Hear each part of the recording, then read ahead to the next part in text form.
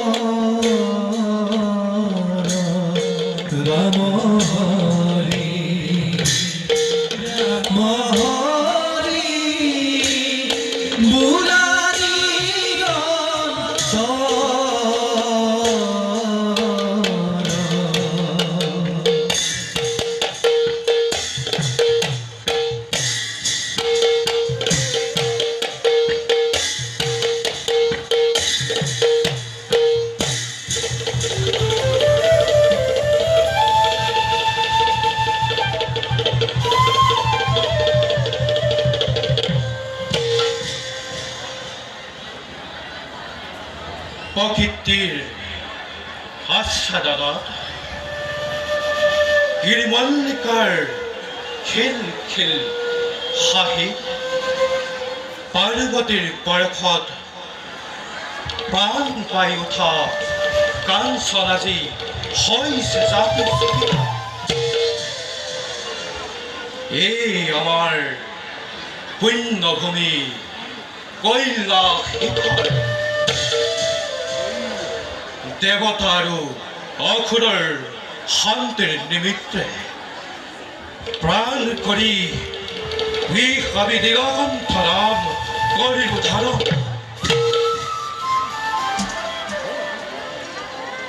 শান্তি শান্তি পঢ়িবা কৰি আবাহন আমি প্ৰভু বিষ্ণুৰ আদেশ মানি যাব লাগে মৃত্যু কৰিবলৈ। যাওঁ প্ৰভুৰ আদেশ মানি আমি মৃত্যুলৈ যাত্ৰা কৰোঁ। ৰামচন্দ্ৰক বৈকুণ্ঠলৈ নিয়াৰ পৰিচায়িত আৰু যাওঁ একে নিজ কৰ্তব্যত মই হওঁ অগ্ৰসৰ।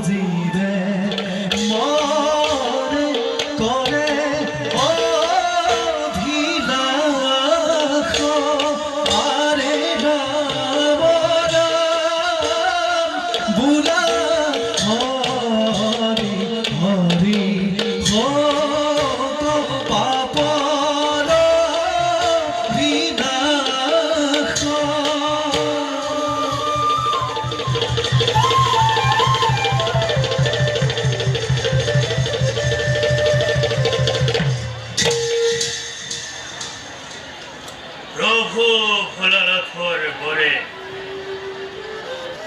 পিতৃ অত্রির ঔরখে মাতৃ অনুসয়ার গর্ভে জন্ম আমার দুর্গণমে শব্দ ব্রহ্ম আজ প্রমাণিত দুর্গর মুখে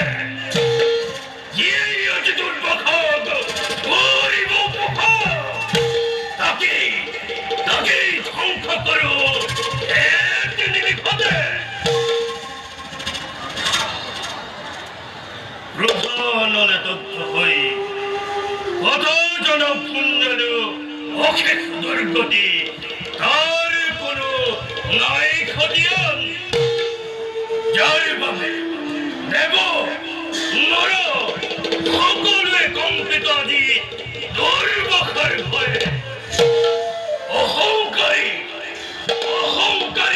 অত্যাচারী গণক এক মুহূর্ততে হাতি নরক যন্ত্রণা ভোগের বাবে আসে আমার এক ভুকিয়া পরিচয়।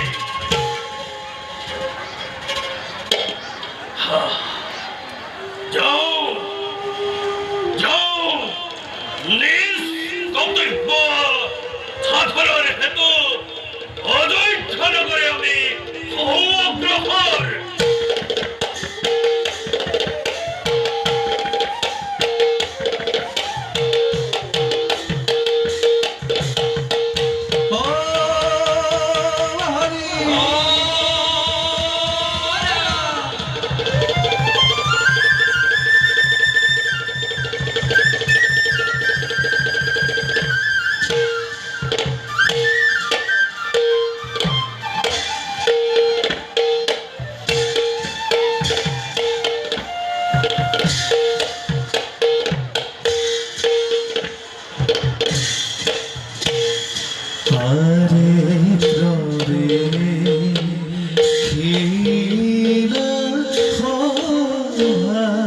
মাঝে জনকরণ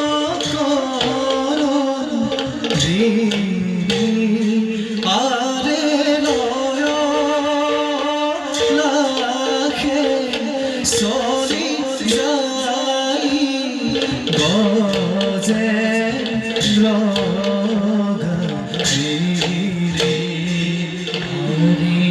রবে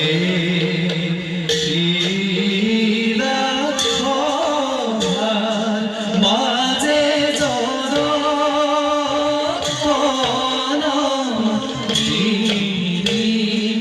আরে লাখে সরি যাই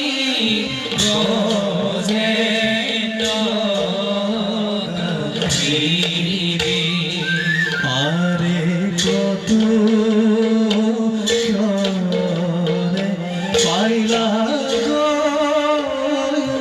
খবর তর হরি রাম হরি রাম হরি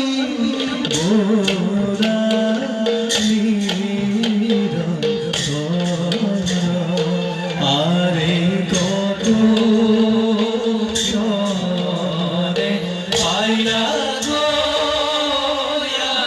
খবর তর হরি রাম হরি রাম হরি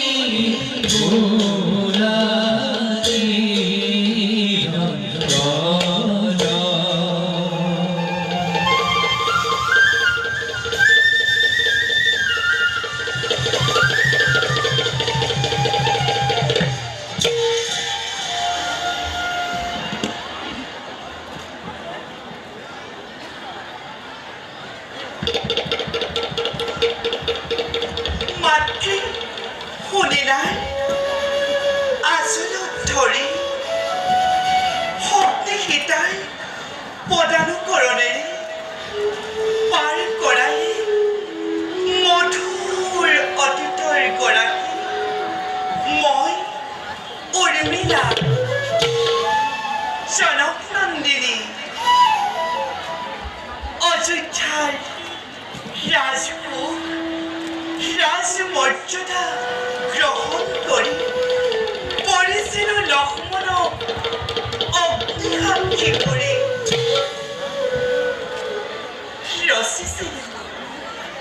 ৰচিছিলো অনেক সপোন বিবাহিত জীৱনৰ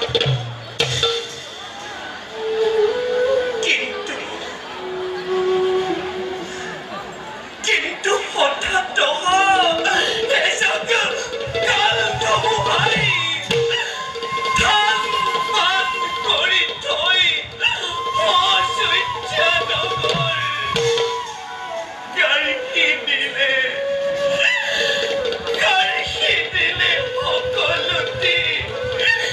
সকলোতে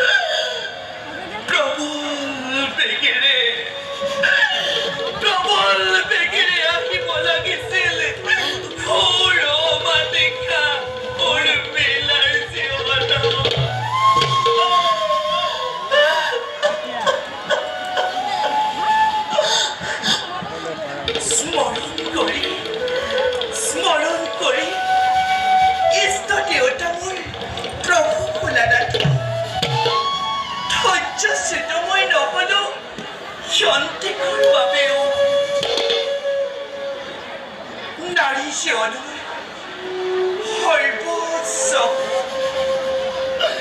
সৰ্বোচ্চ প্ৰাপ্তিত স্বামী সেৱাৰ 4 বছৰৰ বাবে মই দিলো বিসৰ্জন।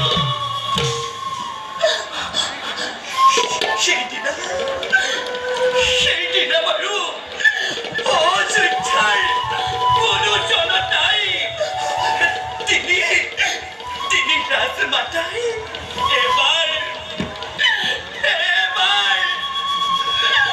এবাৰলৈও ভাবিলেনে কেনে আছো মই?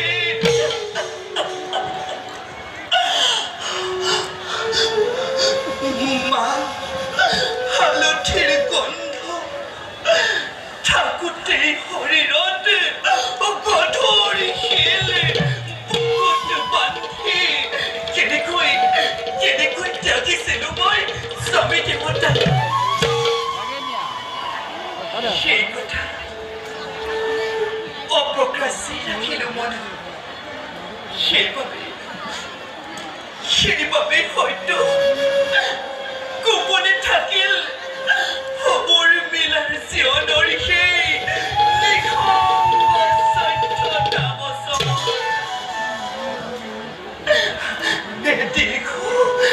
দীৰ্ঘ অৱসাদৰ পাছতে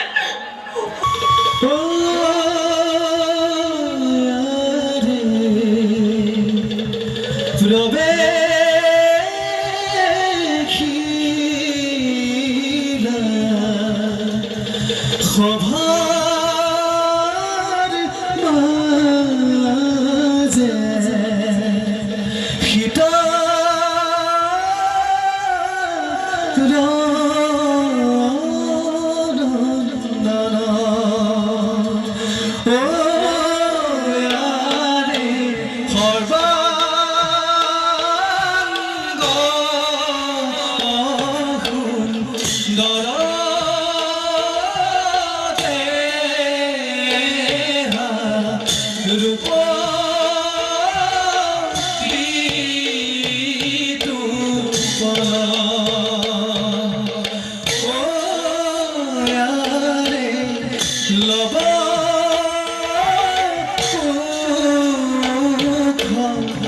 নামে